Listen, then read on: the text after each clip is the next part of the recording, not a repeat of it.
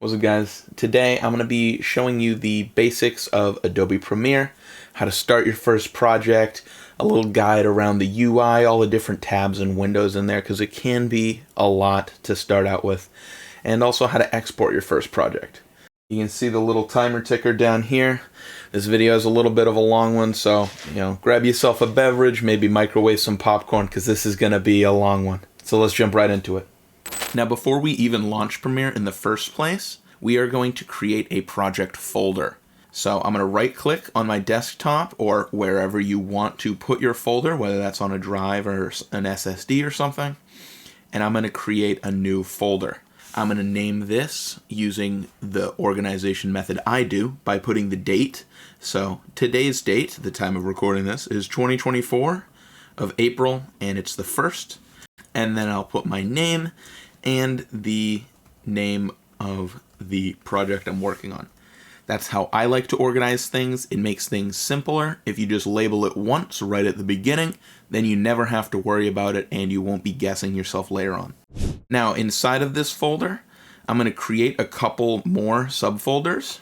So I'm going to create one for my A roll, which is like your talking head, me narrating to the camera like I was just a minute before. I'm also going to create one for B-roll. B-roll is videos that are supplementary, like the extra video clips of the thing that I'm talking about. I'll create a folder for audio clips and other stuff like that. And this is generally what I create for a video project. I could create another one for photos or pictures, like something like that. But of course, if your project doesn't call for that, then don't bother making a new folder. It's generally a good habit to get in when you start a new project to create a home folder for everything to be in, and then just basic organization folders within them, because Premiere does call back to the specific files in their specific locations. Now, before I start, I'm going to create one more folder, and this is for my exports. When you're done with your video, you export it as the finished video file, and so I make one extra folder just for those because it's very often that I'll export something initially just to see how it is and then probably want to go back and edit more, so I'll have multiple exports. So I make an export folder as well. So I'm going to start assuming that you've already installed Premiere and have already logged in and gotten the program open. I'm not going to be helping you with any of that today. We're going to start right from when you first launch the software. You'll have this window pop up in front of you prompting to either start a new project or open an existing one. So we're going to start a new project. And now we'll have a whole bunch of different things in front of us, but we're just going to concentrate on a few. At the top left here, we've got project name, which I always recommend adding the date. So I'll do 2024 and then 04 for the month and then 01 for the day. That's how I like to label things from the start. That way it's organized by date by default. Then I'll put my name and then I'll put the project title. Directly to the right of that is our project location. I'm going to click here and we'll have a little drop down menu. I'm going to click choose location and I'm going to go ahead and find that folder that we made before and I'm going to put it in there. And now that we've done this, we can come to the bottom right and hit create. So now that Premiere has loaded, we've got our project up and going. First things first, the layout of your Premiere is going to look a little different than mine. So in order to have it looking the same, you guys should come up to the top of the screen and hit Window and Workspaces and then come down to Editing. I'm going to be using this workspace, this layout. So the top left of the screen here is our project folder. This is where all of the files that we are using in the project will go. And in order to use them and to use your clips, in order to start editing, you need to create a sequence. So we're going to right click in our project folder and we're going to hit New Item and Sequence. Now you got a whole bunch of different options, a whole bunch of different presets. Ultimately, you can change these settings, but like before, it's easy to set yourself up for success so that you don't have to worry about it in the future as you go forward. Most commonly, I edit in 1080p at 30 FPS or 29.97, or 1080p in 60 FPS or 59.9, I suppose is the preset here. I'm going to go for 1080-30 today just to keep it simple, but of course you guys select the preset that you want. At the bottom here, we're going to name our sequence. I'm going to give it the same name as our project just to keep things simple. And now I'll click enter and our sequence will be created. You can see our sequence showed up in our project folder here, and our timeline at the bottom of the screen got all of our layers here. So now we're going to bring our clips into our project. Obviously my stock clips are already in here, but for you guys, what you're going to do is open up your project folder. I've got a clip here in my B-roll folder, and I'm just going to drag and drop it over here into the project folder in Premiere. Now it's showed up, and we can preview it, and we can use it.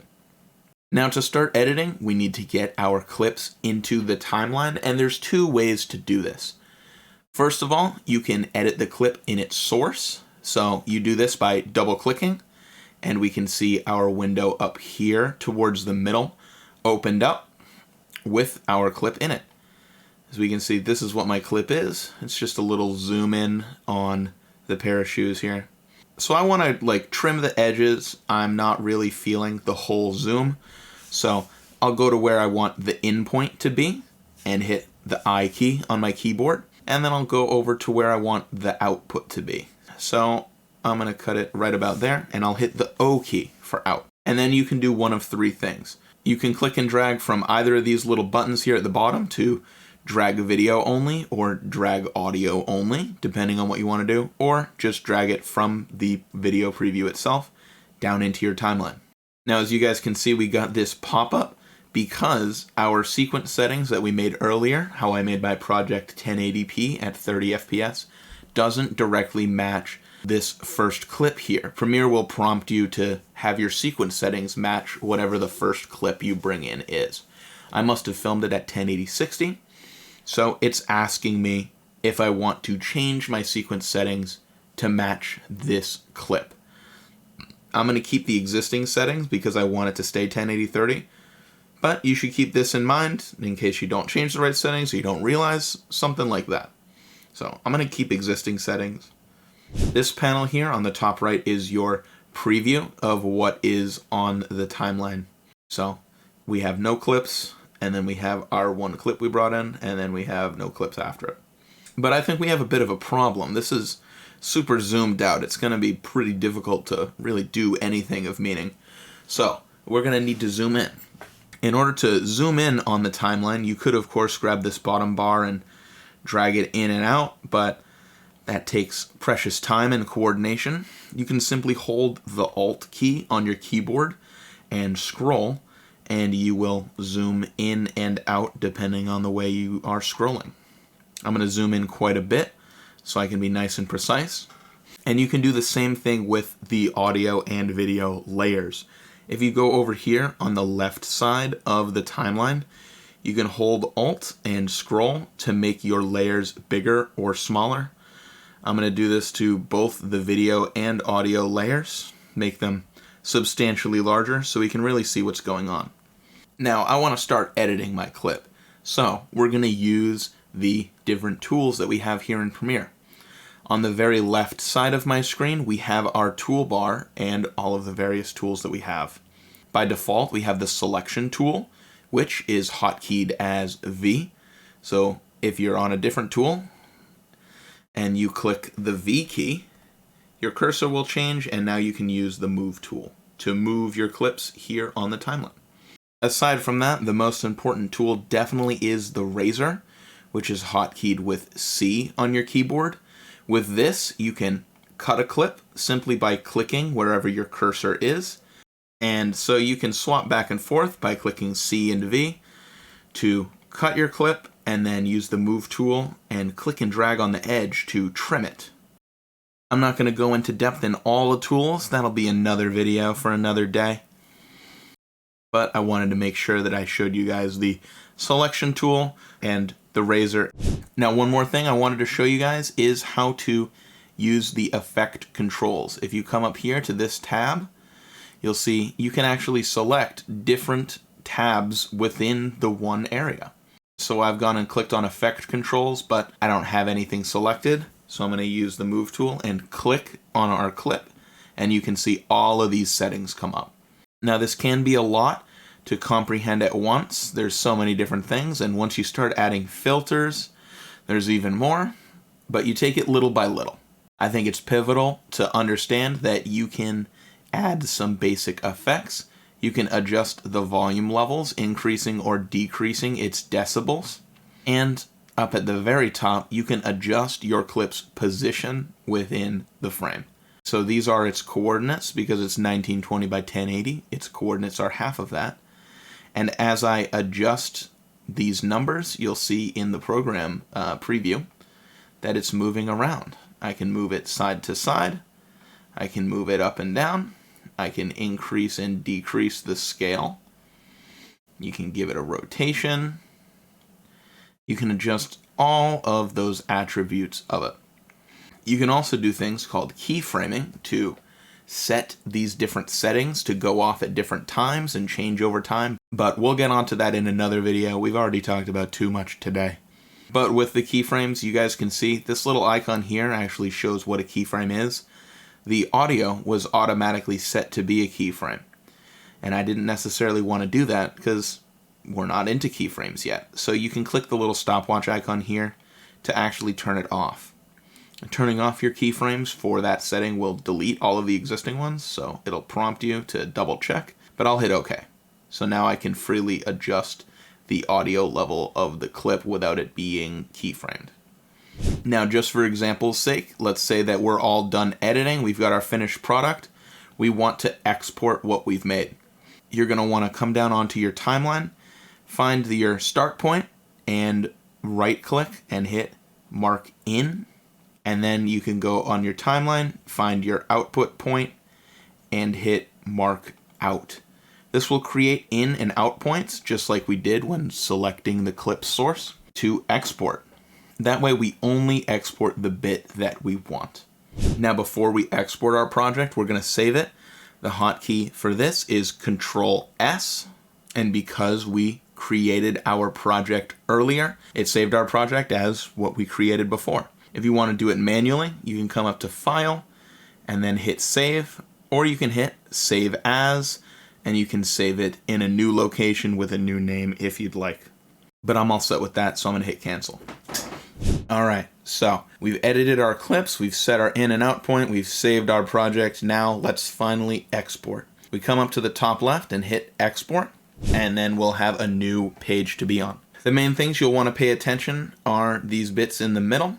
We have first our file name, which will take the same name as our project. Something I like to do, just as a habit, is add export. And since this is my first export, I'll put a 1 as well. That's just a habit I do, so I know what specifically is my export. You can also change the location. I'm going to click that and change it to my exports folder. And now these two settings, we're going to leave as default because we created an HD 1080/30 source before. These will be perfectly fine because it's match source, and H.264 is just a regular video format. Now that we're done with our settings, we'll come down here towards the right, and in our range, I'm actually going to select source in and out because we set the in and out points before. Now when we export, it'll only be that little bit that we wanted to export. And this is it. Come to the bottom right and hit the big blue export button. Now, depending on your project, it might take seconds like mine did, or it could take hours if you're rendering a really big project. So, pro tip for me, if it's going to be a long one, make sure you have a crossword puzzle or a book to read handy. So, this is it for the introduction tutorial video on Premiere. I know, congratulations, you made it all the way through. If this video has been helpful, if you enjoyed, please let me know in the comments. I love responding to you guys. But I'll see you in the next one. Adios.